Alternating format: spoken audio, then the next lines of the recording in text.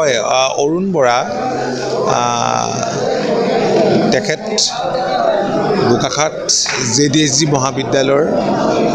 সহকাৰী অধ্যাপক আছিল অৱশ্যে আগতে জড়িতও আছিল ছাত্ৰাৱস্থাত অসম আন্দোলনৰ পিছৰ পৰ্যায়ত দলৰ লগত আৰু আছিল বাৰুকিয়াল তেওঁ হায়াৰ ছেকেণ্ডেৰী প্ৰিন্সিপাল আছিল সেই দুগৰাকী ব্যক্তিকে ধৰি আজি বিভিন্ন দল সংগঠনৰ যথেষ্ট সংখ্যক লোকে অসম গণ পৰিষদ দলত যোগদান কৰিছে মই আনন্দিত হৈছোঁ আৰু আটাইকে আমাৰ দললৈ আন্তৰিকতাৰে স্বাগতম জনাইছোঁ তেখেতসকলৰ যোগদানে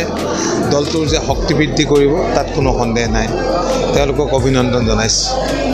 মই বোকাখাট উচ্চতৰ মাধ্যমিক বিদ্যালয়ৰ অৱসৰপ্ৰাপ্ত অধ্যক্ষ হেৰেম্ব বাৰুকিয়াল মই যোৱা 31 জানুৱাৰীত মই অৱসৰ গ্ৰহণ কৰিলোঁ যদিও এই দলটোক মই মই যে আগৰ পৰা অলপ ভাল পাওঁ জাতীয় সংগঠনৰ লগত জড়িত তাৰমানে বহু ক্ষেত্ৰত আমি চৰকাৰী চাকৰিলৈ যোগদান কৰিব নোৱাৰোঁ বেকগ্ৰাউণ্ড মিউজিকটো দি আছিলোঁ তথাপিতো এইবাৰ আমি মানে ডাইৰেক্ট মিউজিকটো দিবলৈ ওলাই আহিলোঁ অতুলাৰ জিন্দাবাদ তাতৰ লগতে সদৌ অসম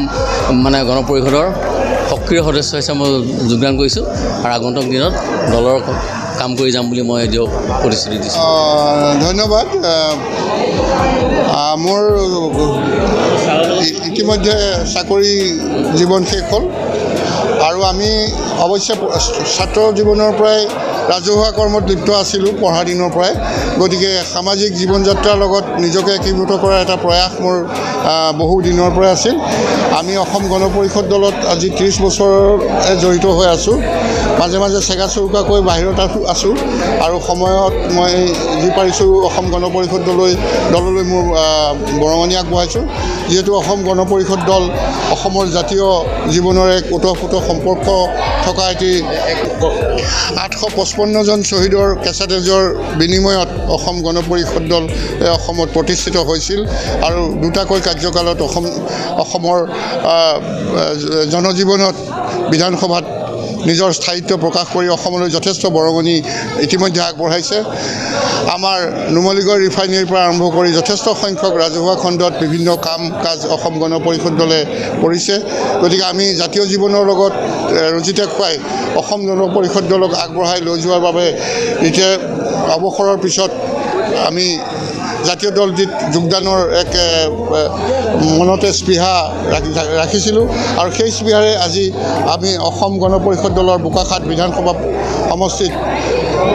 আমাৰ বিধায়ক মহোদয়ৰ সাক্ষাতত অসম গণ পৰিষদ দলৰ বোকাখাটত মই আকৌ নিজৰ যিটো স্থিতি সেই স্থিতি বাহাল ৰাখিবৰ বাবে উপস্থিত হ'লোঁ আৰু ভৱিষ্যতে অসম গণ পৰিষদ দলক আগবঢ়াই লৈ যোৱাৰ বাবে যৎপৰোনাস্তি যত্ন কৰিম আৰু অসম গণ পৰিষদ দলৰ ভৱিষ্যত উত্তৰোত্তৰ কামনা কৰি মই দলৰ সৈতে সংলগ্ন হৈ পেলাই কাম কৰি যাম বুলি প্ৰতিশ্ৰুতি দিছোঁ ধন্যবাদ